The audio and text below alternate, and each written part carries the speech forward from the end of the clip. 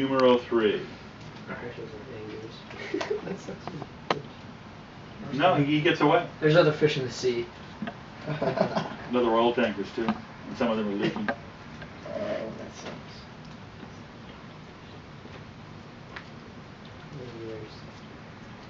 What? Do you like add one to the other?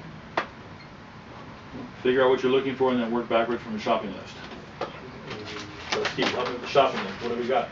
We have the fish has an angular speed of 1 rad per second. Is that beginning or final? Initial. Okay. 1 rad per second. Okay. What else? 4.5 seconds is the time. Time equals 4.5 seconds. What else? Angular speed initial of the oil tanker is 14.5 rads per second. Well, so we got 2 different initial angular velocities? No, Yeah. 14.5 is final. Yeah. What? This is Oh, so crap. yeah. Yeah, I agree. 14.5 I just final. read that. Find the angular acceleration. Okay, well, angular acceleration is just what? Delta W over T? Yeah. So what do we get? 13. We get 13.5 over 4.5, looks like about 3. That's easy. 3 meters, rads per second squared? Base 3 rad per meters. Yeah, rads per second squared. That's it. Everybody good? Yeah. Okay, next one. Remote controlled cars wheels, number 4.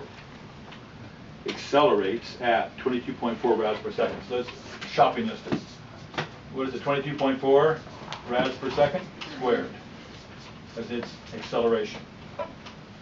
And then the wheel begins with an angular speed, that's Wi, of what? 10.8. 10.8 rads per second. What else do we have? 3 full times. Yeah. So theta equals 3 revs equals 6 pi. Good. Anything else? What are we supposed to find? Wheels angular, W final. W final. Okay. W final. So we need a formula that has the W's and the fish and the distance, angular displacement. Squared ones. The squared one. So we go WF squared equals WI squared plus 2 fish. It looks like a fish. 2 fish theta. Remember that one? Is this axe right here? Yeah. But we've lost the axe. Now we got the fish instead. It's a fish potatoes. So it's Fish slicing. It's the fish. So we get 10.8 squared plus 2. What's our fish? 22.4. What's our theta? 6 pi. So that looks like 120. This is like 50, 300 pi. That's 900. 900 plus 100 is 1,000. And this is a square, so W equals square root of 1,000, which is 10 rad 10. 10 rad 10. 10 is rad 10 is 3.3 times 10 is 33 rads per second. That sound good? Okay. So moving on. Any questions? I got like 31, but like the same. Yeah, 31. I just did it in my head quickly. The actual answer is, let's see, 31 rads per second. Okay? All right. We just did flies in a turntable. Now look at number 3 on page 255. 255 is physics in action. Are we ready? The athlete, number 3 on page 255. Did you know that discus players had to know physics? They have to know physics. That's the concept. Here's why. Number 3. Linear velocity equals what in terms of angular velocity? R times W. Yeah. So if you're going to throw a discus and you want to throw it so that it has a big velocity, linear velocity or tangential velocity, right? How do you get that tangential velocity to increase? You got to spin it, because what happens when you spin it? The W goes up, and as the W goes up, the linear velocity goes up. And do you want to hold that discus tight, or do you want to hold it far away from your center point? Far away. Because far away, the radius goes up, and therefore the velocity goes up. So the 2 things you want, if you're a physics listening discus thrower, is you want to have the discus far from your body, and you want to rotate fast. And there it goes. Well, can you like start really close so you're faster? And Yeah, stick it out? that's a good point. Yeah, you can start close. The next chapter, that's even better. If you start close, you can rotate faster, and then on the way out, I can't turn anymore because my knee. I used to be able to do this with a double turn, but Don't you want to turn the other way? throw it out. You had Wait. surgery like a year ago. I know. It's a sex surgery. What'd you do to your knee? Old age. I had 2 meniscus operations and how much cartilage left. Well, but is there any reason that, like, once you? Never mind. I guess not. Because they're moving on the same pen. The flies are moving on the same pen, so it wouldn't matter. Like, if you started with the discus close to your chest and then pulled your arm out, it wouldn't slow you down at all, would it? No. Well, actually, it would slow you down, but you can start faster. But as you move your arm out, it's actually going to slow you down. So it's kind of a toss-up. You might be able to get faster initial velocity by keeping it close, but eventually when you put your arm out, it's going to slow you down. Yeah. So it's a Actually, you tried wash. that. With, like the spinny chairs, if I keep my legs in, you spin really fast. Yes. You stick your legs out and you slow down. Right, exactly. Same thing with dancers. You can try Dancers, with that. dancers keep their hands in when they're spinning fast, and they open their hands. Okay. So guys, look at number 3. It's real simple. Number 3 on 255. Athlete spins in a circle with a speed of 9. And one thing to notice on number 3, if you're not sure what the units are, I mean what the variables are, look at the units. If it says 9 meters per second, it can't be angular. It has got to be what? Velocity. Velocity linear. So that's V. And it says angular speed is what we're looking for if the discus is 0.75, so the radius is going to be 0.75. So we go V equals RW, and we get 9 equals 0.75 W. So 3/4 so 12. So W equals 12. Everybody good? Does it make sense how we do that? 12 rads per second. Because what are the units for angular velocity? Rads per second. Okay, next page. They do the same thing on the top of page 256 for the tangential acceleration. But now we get into 2 of the most important formulas for this chapter and the next chapter and the world. First one is centrifugal force. Centrifugal force, did I say centrifugal? Centripetal force, because there is no such thing as centrifugal. It's really centripetal. Centripetal force is something that pushes you towards the middle, towards the center, and it's an illusion that you're actually moving away from the center. Let me give you an example. You're in a car, and the car is going straight down the highway, and you're in the passenger side. Now the car starts to curve to the left. Newton's first law says your inertia is going to keep you moving in a straight line, correct? You're moving in a straight line, but the car is moving to the left. So the car is actually pushing against you and causing you to move with it. But you, in your fallacious reasoning and your wrong sensual impression, you think that you're being pushed out against the car door. In fact, the car door is being pushed into you. You want to go straight, but the car door is part of the car, which is moving to the left while you're moving straight. So the thing, like the car seat that's pulling you in is centripetal force? Yes. So as the car moves in a circle, it's actually moving in the direction of the center of the circle. And because it's curving, and because it's pressing against you, and because you really can't understand the full dimensions of what's happening, you think you're pushing against the car. You think you're being pushed out, when in fact the car is pushing you in. Fun in physics. So, how does this work? Centripetal force is the Big Mac. Mass times centripetal acceleration.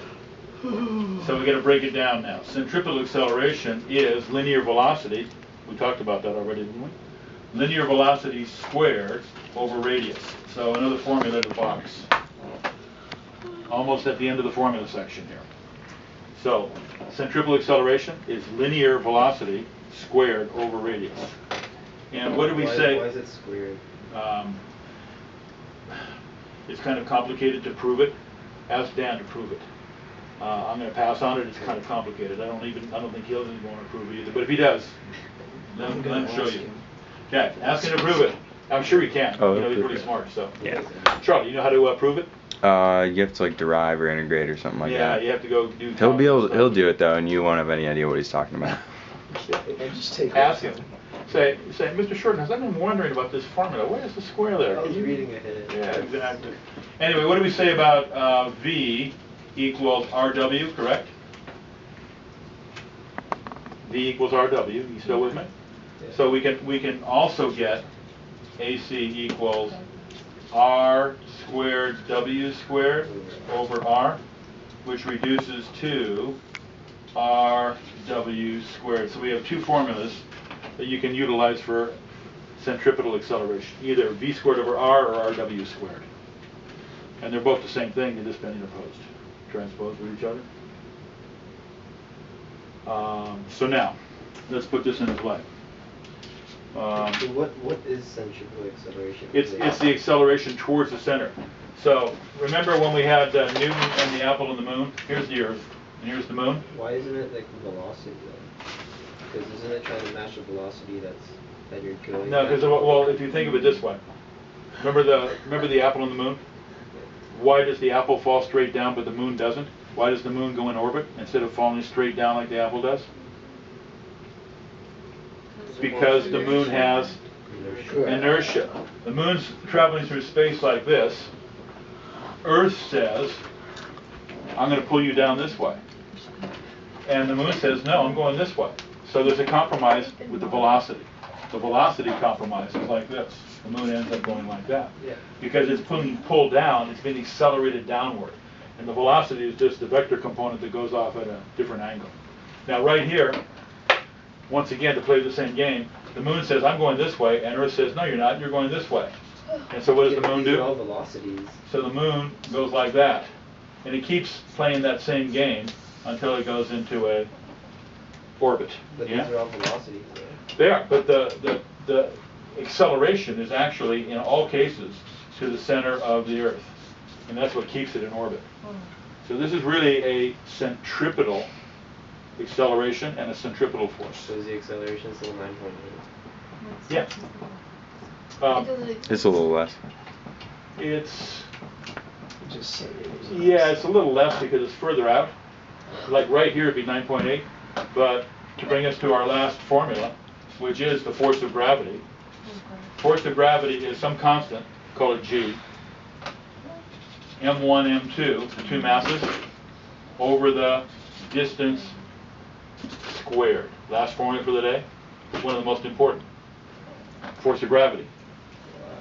Gravity is proportional to two things.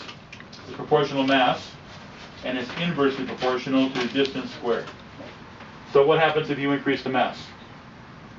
Between two objects, the gravitational force increases.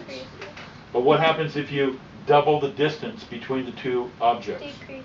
By 4. 4. What if you triple the distance between two objects? 9. 9. So it's an inverse to distance, and it's a direct to mass. And that's why Charlie was saying that right here it's 9.8, but as you go further up, the distance is increased. Can you just kind of think about So- plugging in like a number? Yeah. Like O has a bigger like denominator, it's gonna be a smaller number. Say it again. Yeah, bigger denominator, Smaller smaller number. number, exactly. But by a square, not just smaller linearly, but by a square. So if it was 3, it'd be by 9. Yes. Continue. So, and conversely, if two objects are put twice as close together, gravitational force goes up by 4. So if you move them twice as far away, it goes down by a fourth. If you move them half as far apart, then they're going to have 4 times as much gravitational force. You just take whatever distance it is and square it. It's either coming up or going down. All right, last thing is on page 261.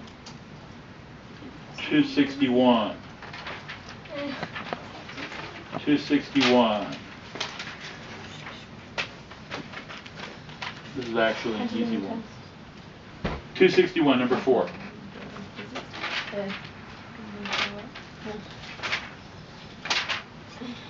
Number 1. 261, number 4. Same here. 261, number 4. You're supposed to find the car's tangential speed. So can we find the tangential speed if we have a mass and a circular track? We've got the What's the force? force. What is that? Are you guys with me on 261? Uh-huh. All right, that's 261, number 4. That's shopping listed. We got mass equals 905 kgs. So far, so good. Number 4, a 905 kilogram test car travels around a 3.25 kilometer track. So it's a mass, and the track. A track is going to be what variable? Circle. So the circle is a S. circumference. So S. So circumference Okay. is equal to Isn't that 32. just S though? I'm sorry? Isn't that just Yeah, S? it's going to be S, exactly, 3250. Good call. Exactly. Very nice. 3250 meters, because we can't use kilometers, and that's going to equal S, the arc length. And then what else do we have? Magnitude of the force that maintains the car's circular motion. What do we call the force that maintains circular motion? That's centripetal force. Centripetal force. So FC equals, because it's a force, what kind of force? It's a force that keeps things moving to the center. So centripetal force is 2140. And how do I know it's a force? Because it's in newtons. And then what are we looking for? We're looking for the car's tangential speed. We're looking for the V. Tangential speed, V. That just means linear. Linear, exactly. So do we have a way to put these things together?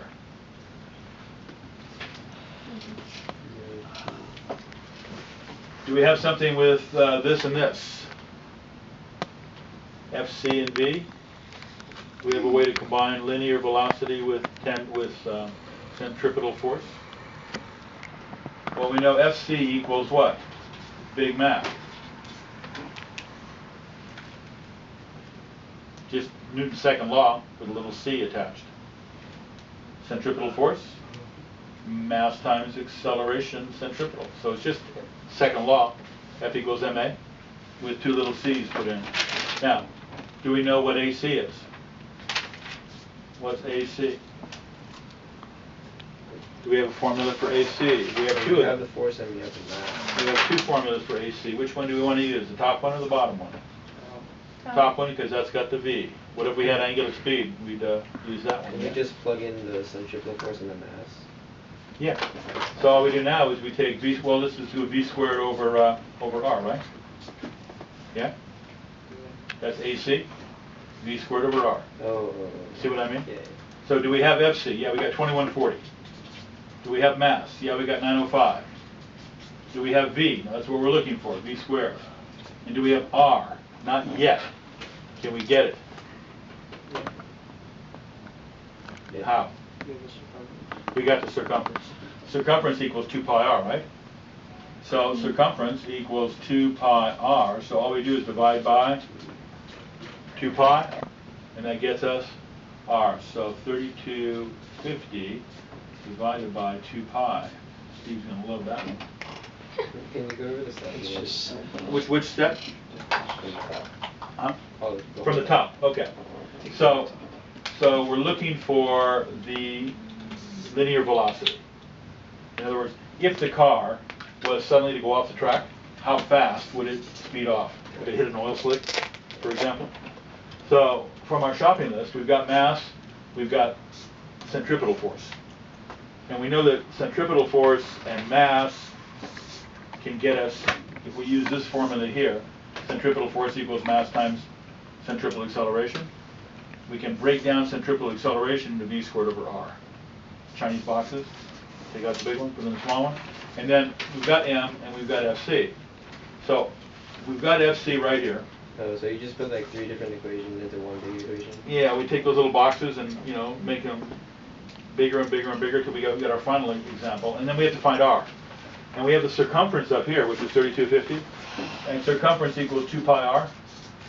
So if 3250 equals 2 pi r, we can divide by 2 pi to get r.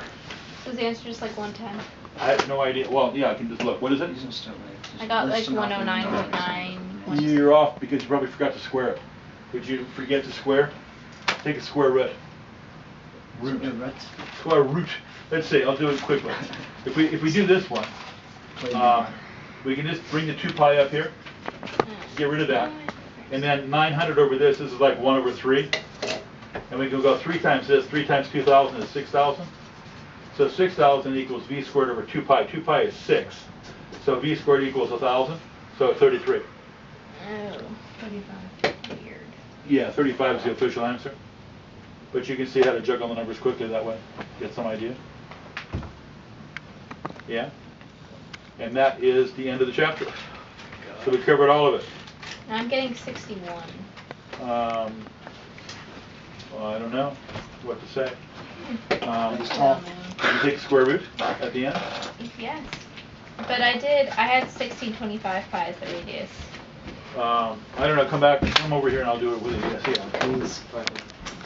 So, just, Steven, wait. I'll show you what I did to do it quickly. Okay.